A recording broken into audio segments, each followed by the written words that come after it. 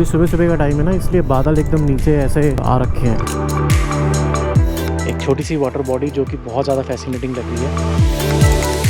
Look at the view.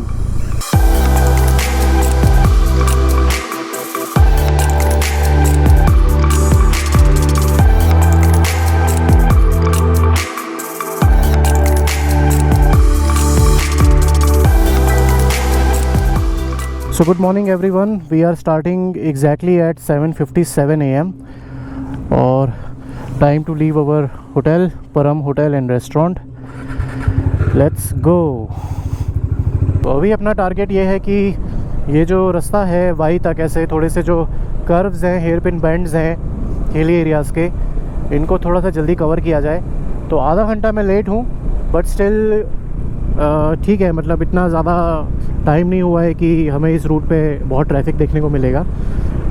Buses चल सकती, buses का थोड़ा बहुत रश मिल सकता है, बट कंपैरेटिवली जो डे टाइम होता है ना, उसके हिसाब से तो काफ़ी लेस क्राउड होगा, तो शायद जल्दी कवर कर लेंगे।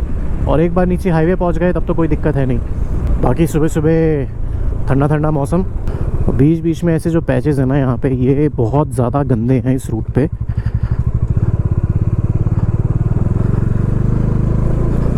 Passing by the main market of Panchgani. यहाँ मैंने एक चीज़ देखी है जो मैंने सोचा कि आप लोगों से शेयर करूँ, कि यहाँ पे थोड़ा सा ना आप लोग ड्राइव आराम से करें, खास करके जब आपके आसपास बस और ट्रक्स वाले हों। ट्रक्स वालों का प्रॉब्लम तो इट्स वेरी कॉमन कि वो हर जगह ही रैश ड्राइविंग करते हैं, बट यहाँ पे बस वाले भी बहुत रैश ड्राइव करते हैं। एक तो ये प्रॉब्लम है, दूसरा ये कि यहाँ पे ना लोग कोई ट्रैफिक रूल वगैरह फॉलो करते हैं नहीं। ट्रैफिक रूल तो एक कंसर्न है, उसके अलावा जो बड़ा प्रॉब्लम है वो ये है कि लोग यहाँ पे हेलमेट्स पहनना प्रेफर करते ही नहीं है। You know, it's not about comfort, it's about your safety.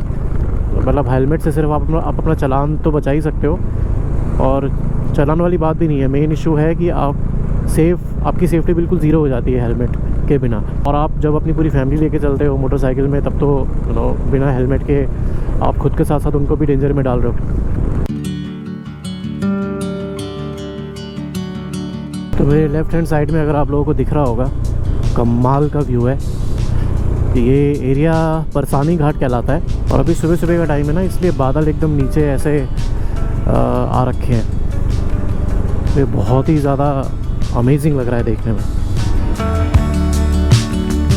Mahabaleshwar आके वैसे ज़्यादा कुछ नहीं किया, लेकिन एक चीज़ अच्छी ये हो गई कि क्योंकि इस बार मैं माउंटेन्स की तरफ नहीं गया, मेरी राइड नीचे यहाँ सेंट्रल एंड साउथ इंडिया की तरफ ज़्यादा फोकस्ड है।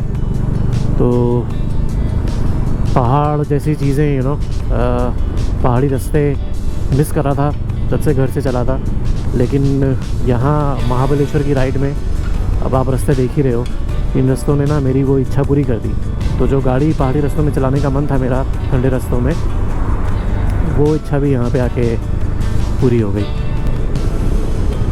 तो वाई शहर क्रॉस करके अब ये रास्ते बिल्कुल सीधे सीधे हमें मेन सतारा हाईवे पे ले जाएंगे, और वहाँ जाके हमें लेना है राइट हाईवे पे पहुँचता ही, और फिर सीधा सीधा रास्ता वो हमको गोवा ले जाएगा। और सुबह सुबह निकलने का अनदर एडवांटेज वो ये कि जब यहाँ इस लोकेशन से, जहाँ पे एग्जैक्टली मैं हूँ, यहाँ से जब मैं महाबलेश्वर जा रहा था तब मुझे 1 घंटे से ऊपर का टाइम लग गया था। अभी सुबह सुबह के टाइम मुझे यहाँ पहुँचने में महाबलेश्वर से लगा है आधा घंटा। तो 50% और या उससे भी ज़्यादा बोलूँगा टाइम बच जाता है सुबह। ऐसे माउंटेन कर्व्स में अगर आपको ट्रैफिक अवॉइड करना है या जनरल ट्रैफिक अवॉइड करना है तो बहुत फ़र्क पड़ जाता है। Finally now we are entering the highway, and यहाँ से हमें लेना है right towards Satara.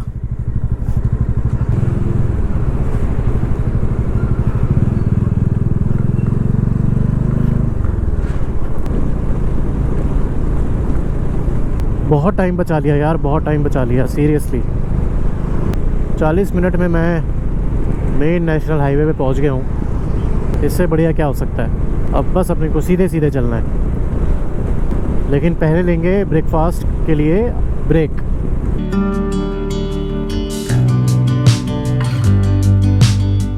So time for breakfast, और मैं इस जगह पे रुका हूँ। इस जगह का नाम है विट्ठल कमल करके। और मतलब यहाँ रेस्टोरेंट के अंदर आते हैं ना, इतनी अच्छी वाइब सी आने लगी। पुराने गाने चल रहे हैं। मेन्यू भी बहुत ज़्यादा इनका वर्सेटाइल है, बहुत सारे ऑप्शंस हैं। तो मैंने डोसा ऑर्डर करा है। और मुझे याद नहीं कि मुंबई के बाद मैंने कहाँ अच्छी चाय पी थी लास्ट, और यहाँ पे जस्ट मैंने चाय की एक सिप ली एंड चाय इज़ रियली रियली गुड। ये जो जगह है ये पड़ती है सतारा में। सतारा ऑलमोस्ट मैं पहुँच गया हूँ, और पिछले 1 घंटे में मैंने अराउंड 54 किलोमीटर्स कवर कर लिए हैं, thanks to my decision of leaving early in the morning. 1 घंटे में 54 kilometres, that too in including the hilly curves, is really good. तो मैंने ऑर्डर करा है मैसूर मसाला डोसा। देखने में तो बहुत ज़्यादा यम्मी लग रहा है, खुशबू भी बहुत ज़्यादा अच्छी आ रही है। हम पहुंच चुके हैं कलाड़, और यहाँ से गोवा के 2 रास्ते कटते हैं। एक तो सीधा रास्ता जो रूट में फॉलो कर रहा हूँ, अगर मैं सीधा चलूँगा तो कोल्हापुर होते हुए, और दूसरा रूट थोड़ी देर के बाद राइट लेके कुछ तो अंदर गाँव हैं, वहाँ से मतलब इस हाईवे के अलावा एक ऑल्टरनेटिव रूट है। तो वो रूट अराउंड 10-15 किलोमीटर शॉर्ट है, बट हम उसे कंसिडर नहीं करेंगे। हम चलेंगे सीधा कोल्हापुर होते हुए। तो पिछले 50-60 किलोमीटर से बिल्कुल भी ढंग की स्पीड नहीं बना पा रहा हूँ मैं।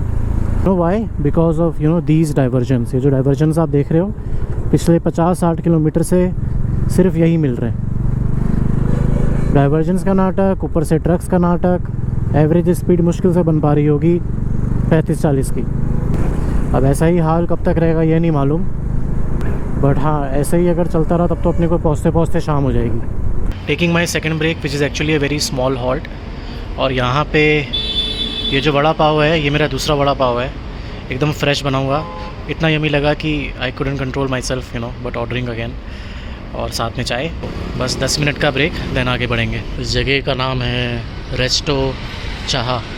ज़्यादा ऑप्शंस नहीं है, लिमिटेड ऑप्शंस हैं, बट जो भी है सुपर टेस्टी है। कोल्हापुर से अराउंड 10 किलोमीटर पहले ये जगह पड़ती है।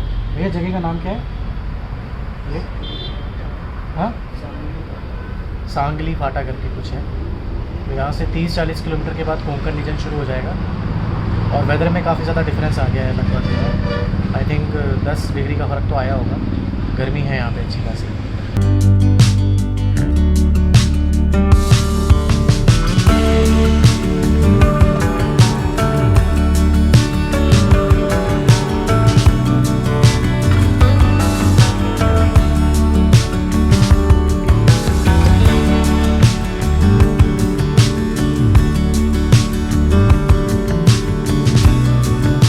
अभी मैं पास कर रहा हूँ एक जगह जिसका नाम है कगनौली।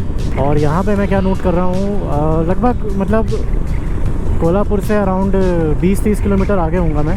और यहाँ पे क्या है ना कि अगर आप जैसे उस तरफ देखोगे तो ये कोकोनट ट्रीज़ स्टार्ट हो गई हैं दिखना। और यहाँ पे मैंने एक चीज़ और नोट करी, वो ये कि जगह जगह पे ना कन्नड़ी भाषा लिखी हुई है।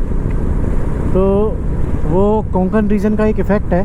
कोंकण रीजन स्टार्ट हो जाता है यहाँ से, तो इस वजह से थोड़ा सा लैंग्वेज, कन्नड़ा लैंग्वेज का थोड़ा सा यहाँ पे इन्फ्लुएंस स्टार्ट होने लगता है। और अभी क्या है ना, व्यू एंजॉय करो मेरे सामने, है ना ज़बरदस्त एकदम।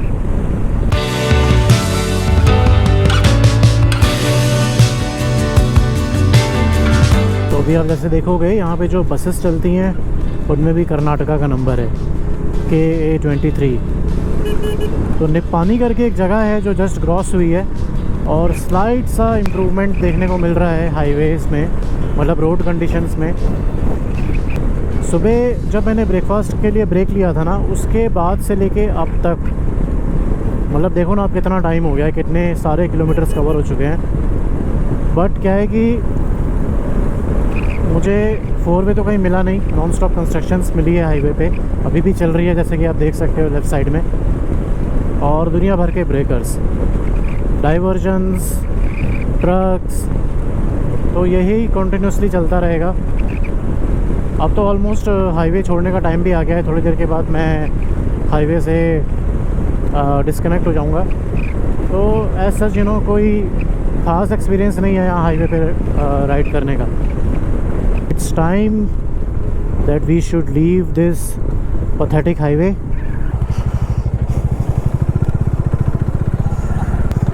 यहाँ से हमें चलना है अंदर। इसको बोला जाता है डॉन बॉस्को मार्ग। हल्की सी खुशी कि इस मतलब बकवास हाईवे से पीछा छूटा, और हल्का सा स्ट्रेस कि अब यहाँ पे क्या एक रूट एक्सपीरियंस होगा। फ़िलहाल डिस्टेंस अपनी डेस्टिनेशन से है 136 किलोमीटर। वेदर हो रहा है अच्छा खासा गर्म। राइडिंग गियर्स के, जैकेट्स के और पैंट्स के दोनों के वेंट्स मैंने अच्छे से खोल दिए हैं, तो हवा लग रही है बढ़िया जब मैं गाड़ी चला रहा हूँ तो। एक ऐसे ही रैंडम स्पॉट पे थोड़ी देर का ब्रेक लिया है मैंने। इस जगह का नाम है गधिंगलज। ये महाराष्ट्र में ही पड़ती है, लेकिन यहाँ पे अगर आप आसपास कुछ भी देखोगे ना लिखा हुआ, तो सब कुछ कन्नड़ा में लिखा होता है। और you know, the reason why I chose this place to take a break is this। एक छोटी सी वाटर बॉडी जो कि बहुत ज़्यादा फैसिनेटिंग लग रही है, और दूर कैमरे में आई एम श्योर नहीं आ रहा होगा, लेकिन दूर वहाँ पे ना विंडमिल्स भी हैं। और ये खड़ी है अपनी Dark Knight state to state cross करते हुए।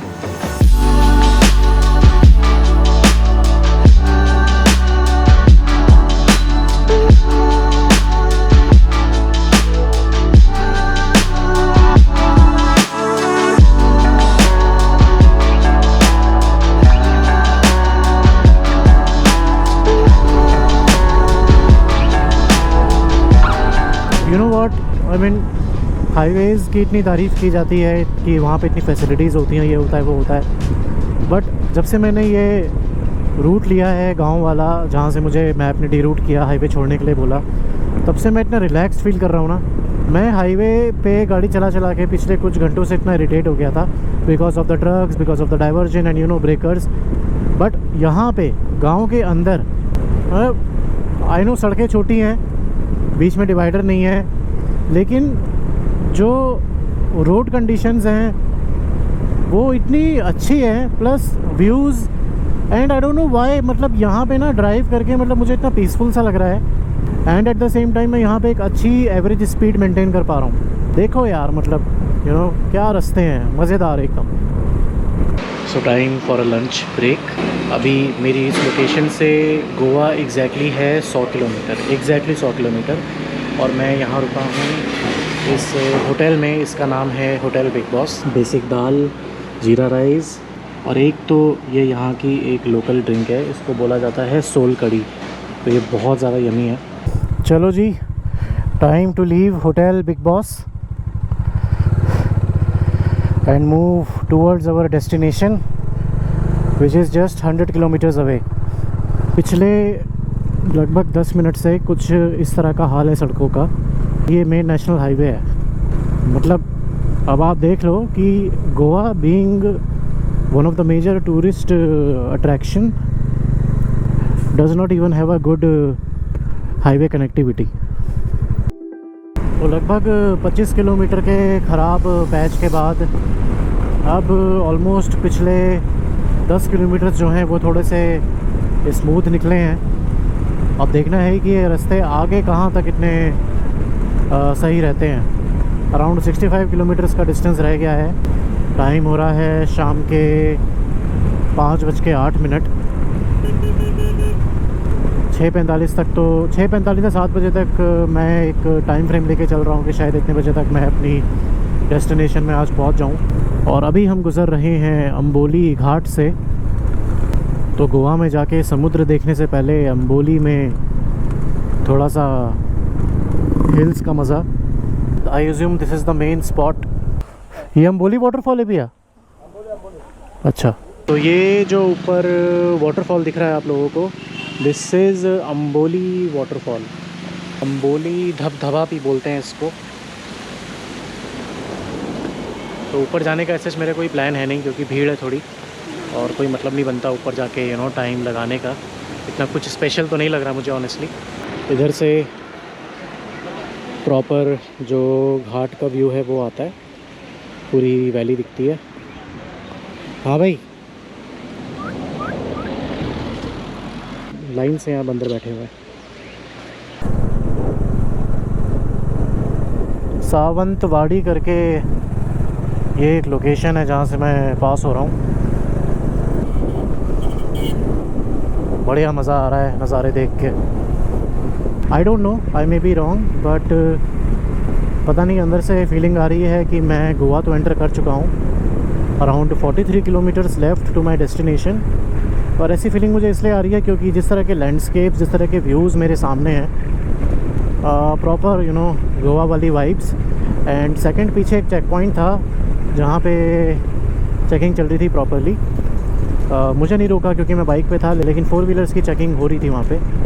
तो all these scenarios making me believe somewhere that I have reached और I have entered Goa.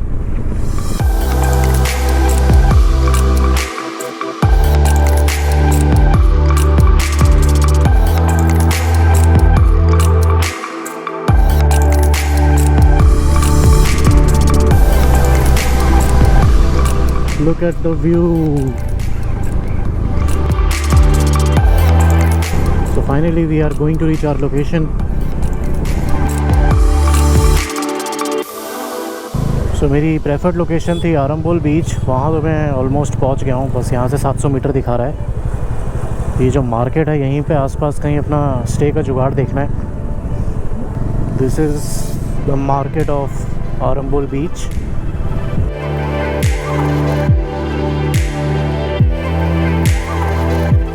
So good evening everyone. Finally मैं अपनी डेस्टिनेशन पहुंच गया हूं। मैं रुका हूं आरंबोल बीच के पास और मैंने यहीं पे अपना होटल भी पे लिया है। इस जगह का नाम है पद्मावती हॉलीडे होम। इस तरह का इनका एसी रूम है और प्रॉपर्टी भी एक्चुअली थोड़ी नीट एंड क्लीन लगी मुझको। ये रूम मुझे पड़ा 1500 रुपये पर डे के हिसाब से। ओनर से थोड़ी बहुत रिक्वेस्ट करी तो नेगोशिएट हो गया। अभी मैंने 2 दिन की बुकिंग करी है, उससे ज़्यादा अगर ज़रूरत पड़ेगी तो आई सी अकॉर्डिंग टू दैट। इस प्रॉपर्टी का जो आउटसाइड व्यू है वो भी काफ़ी अच्छा है। उसको मैं आपको कल दिन में दिखा दूंगा क्योंकि अभी रात हो गई है तो कुछ खास ठीक से दिखेगा भी नहीं। Good thing about this property is यहाँ पे इंटरनल पार्किंग मिल गई मुझे बाइक की। गोवा में जिसके लिए थोड़ा सा स्ट्रगल करना पड़ता है, तो वो एक बहुत बड़ा रीज़न था इस प्रॉपर्टी को कंसिडर करने का। अपार्ट फ्रॉम दैट यहाँ से बीच बिल्कुल वॉकिंग डिस्टेंस पे है और प्रॉपर्टी के गेट से बाहर निकलते ही मेन आरंबोल मार्केट है। अब ऐसा सच कोई बड़ा प्लान आज है नहीं। आज यहीं आरंबोल में ही मैं अपना टाइम स्पेंड करने वाला हूँ। डिनर भी यहीं करूँगा। बाकी कल का कल देखेंगे, जो भी होगा I keep you guys updated. Arambol का बेनिफिट, ढेर सारे कैफ़ेज़। 10 से 11 घंटे बाइक चलाने के बाद एक अच्छी सी कॉफ़ी तो बनती है। So my first evening at Goa started with cafe black pearl. While not as commercialized as other parts of Goa, Arambol has a very lively nightlife with beach shacks, bars and cafes offering live music events and parties. बीच में time spend करने के अलावा Arambol market is a hub for shopping and if you are a shopping lover तो फिर ये market आप लोगों के लिए बिल्कुल बेस्ट है because it provides you a variety of handicrafts, clothing, jewellery and souvenirs. Arambol north Goa का एक पार्ट है जो कि कैपिटल पणजी से अराउंड 35 किलोमीटर्स के डिस्टेंस पे है। अगर आप लेबनीज़ फूड पसंद करते हैं देन यू कैन कंसिडर शिमन फलाफल। और यहीं पे मैंने अपना आज का डिनर किया था। आरंबोल में इंडियन टूरिस्ट्स के साथ साथ आपको फॉरेन टूरिज्म भी बहुत ज़्यादा देखने को मिलता है। बैक पैकिंग कॉन्सेप्ट वाले ट्रैवलर्स या फिर लॉन्ग टर्म ट्रैवलर्स, इस तरह की जो ट्रैवलिंग कम्युनिटी है वो आरंबोल को ज़्यादा प्रेफर करती है। Reaching Arambol is very easy because it is well connected by road, railways and airport. Nearest railway station is 17 kilometers away and airport is 60 kilometers away. So on that note, I'm ending this video. मिलता हूँ आप लोगों से अगले episode में।